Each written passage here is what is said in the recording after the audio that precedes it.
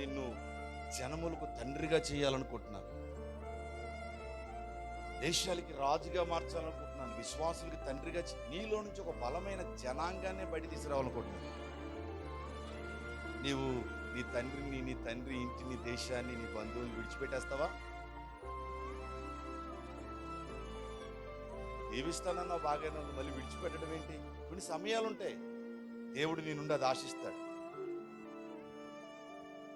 విడిచిపెట్టాల, అన్ని పక్కన పెట్టాలి, నీవు ఒక్కడిగా నిలబడాలి.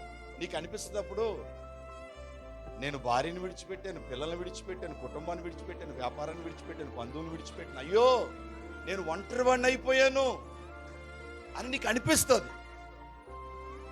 కానీ అలాంటి సమయంలో నువ్వు నిలబడగలిగితే నీ ఒంటరి జీవితాన్ని ఒక బలమైన జనముగా దేవుడు చేస్తాడు.